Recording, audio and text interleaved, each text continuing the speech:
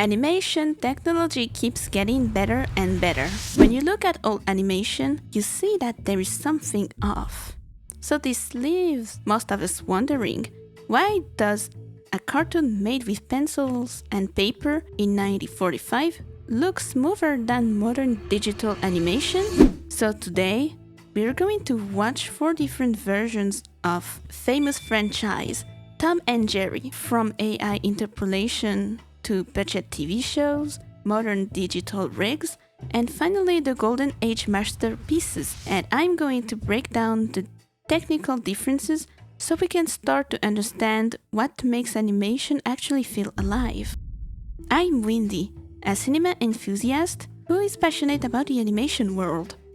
I love studying and analyzing animation, and what I've learned is that more technology doesn't always mean better animation. In fact, sometimes it's the exact opposite. We're going to look at the exact franchise across 4 different eras, and you'll see how each one handles the simple act of making a cat chase a mouse. We're going to start by seeing how AI managed to quote-unquote improve the classic Tom and Jerry shorts by upscaling them to 60 frames per second.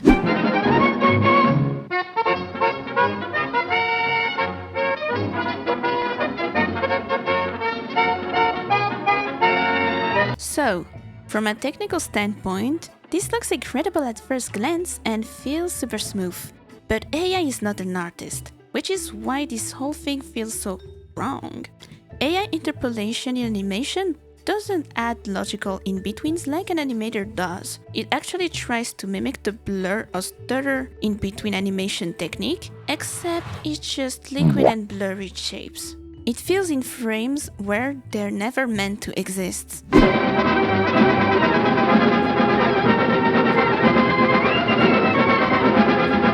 When you pause on certain frames, you see these weird liquid artifacts.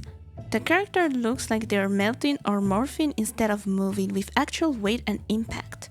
It's so on nose with its smoothness that it actually feels condescending to the original artist. The AI is trying to fix something that was never broken, giving motion blur that ruins the entire point of hand-drawn timing. The original animators used something called smear frames. These intentionally blurry, stretched out drawings that your eye isn't supposed to consciously see. They're there to bridge the gap between 2 extreme poses. But AI sees these smears and interprets it as an error. It corrects and tries to smooth this out into a realistic shape. And suddenly, you've got this ghosting effect, where Tom is glitching for a few frames because the algorithm doesn't understand that the smear was the solution, not the problem.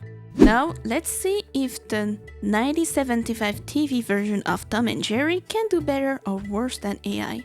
Produced during the era when animation moved from theaters to Saturday morning television.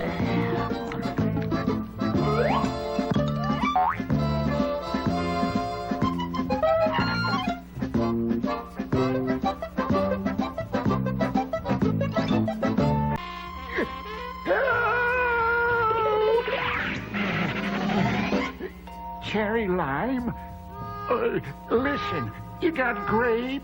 I'm not crazy about cherry lime. Oh boy, grape!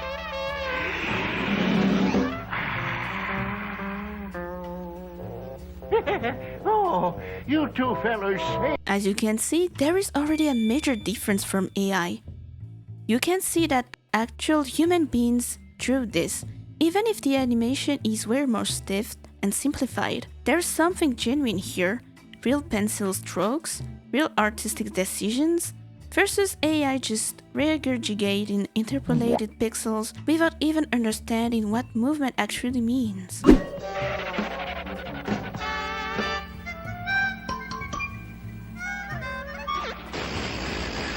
Ew!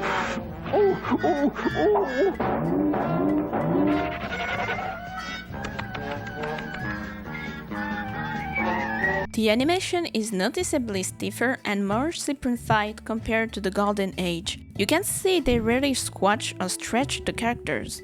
It's mostly necessary movements that are prioritized. When a character talks, only his mouth moves, and when Tom runs, You get basic poses without all those overlapping secondary motions that made the 1940s shorts feel so alive. And if you've been watching animation for a while, you know exactly what happened here. This TV's 1975 era shows how the industrialization of animation eventually led to massive cost lowering so they could produce way more minutes of content. The animators often moved only the character's head or one lip at a time to save on the numbers of drawings needed, focusing on limited animation techniques like animating on twos or threes instead of the full animation on ones of the golden age. Now, this isn't necessarily a bad thing of its own. This big shift actually led to new interesting animation techniques and styles, learning to prioritize movement impacts, creating efficient cycles, and finding creative solutions with budget constraints. But what we lost in this transition was undeniable. The real cost of this industrial approach shows up in the technical errors that were virtually non-existent in the Golden Age. Jerry's swimsuit just vanishes between scenes and runs with his usual bow tie instead. This is the result of poor supervision and a production pipeline that had to treat animation like a factory churning out content instead of the carefully crafted art it used to be. The detailed frame-by-frame mastery was embedded for economic survival, and you can see it in every recycled walk cycle and every static background. Now let's watch the modern digital versions. The Tom and Jerry show from 2014.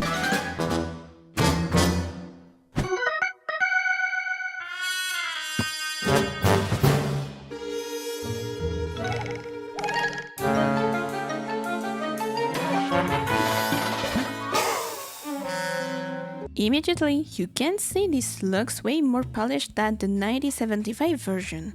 The lines are clean, the colors are vibrant, everything is in perfect HD. And that's because they are made with digital rigs. Basically, the characters are like sophisticated puppets, where animators move pre-made parts around instead of drawing every single frame by hand. Doesn't work? Looks like that's the wrong one too. Now we're seeing intentional squash and stretch. The characters actually deform to show impact and weight, which is one of the core principles of animation, but it still feels fundamentally different from the frame-by-frame mastery of the Golden Age. The AI had absolutely no sense of natural movement. Everything was just smoothed out mush. The 1975 version was too stiff and choppy, but these digital rigs have a different problem. The movement is too perfect. When you use a digital rig, the computer defaults to moving from point A to point B in the most efficient way possible, which is usually a straight line at a constant speed. Real physics doesn't work like that. Real movement has acceleration, deceleration, arcs, overlapping action, where different body parts move at different rates. The 2023 Singapore series does it better than the 2014 version.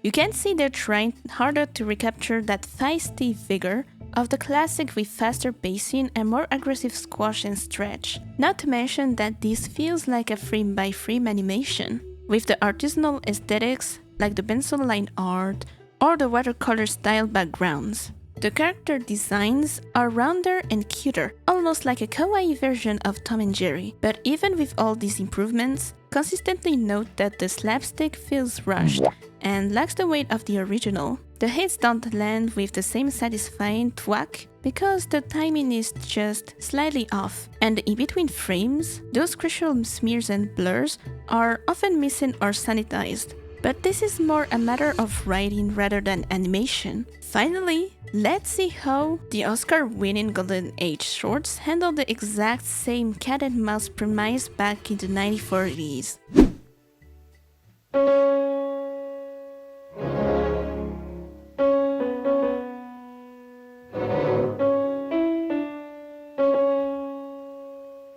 It's so dense with information, but so good. Every single part of Tom's body reacts to his movement. When his finger hit the piano keys, his ears bounce, his tail swishes, his coattails drag with perfect follow-through. This is what's called overlapping action. Different parts of the body moving at different rates to create the illusion that his drawing is a living, breathing creature with actual mass and physics. The 2014 digital rigs could never do this because they are too focused on keeping the character on model, perfectly shaped and consistent. But the Golden Age animators understood that you need to break the model, deform it, stretch it, squash it to convey the feeling of weight and impact. Look at how much anticipation goes into every single action. Before Tom springs forward, he winds up in the opposite direction. Before Jerry gets hit, there is a split second when he realizes what's about to happen. The animators earned every laugh, every gasp, every moment of tension by understanding that reaction fuels the line, or in this case,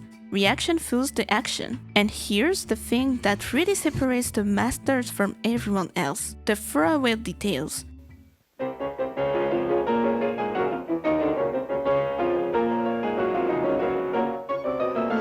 In the Cat Concerto animation, the animators didn't just animate Tom playing the piano. They synchronized his finger placement with the actual notes on Franz Liszt's Hungarian Rhapsody No.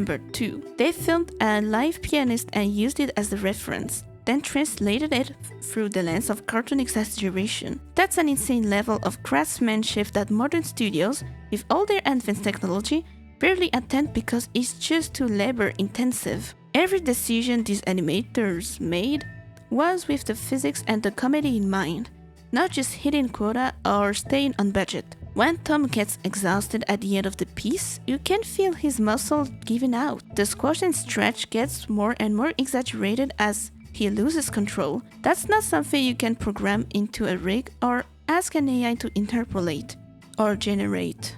That's human understanding of physical comedy, timing, and the illusion of life.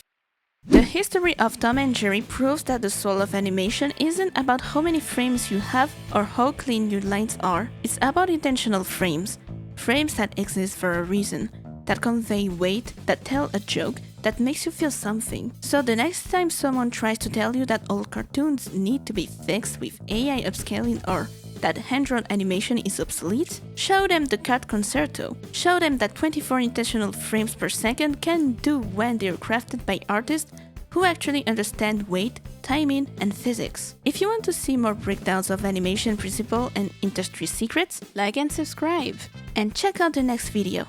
And if you've made it this far, drop a comment below. What's your favorite era of Tom and Jerry? Do you think modern animation will ever recapture the magic of the Golden Age? Thanks for watching. Now I've got to study some more smear frames.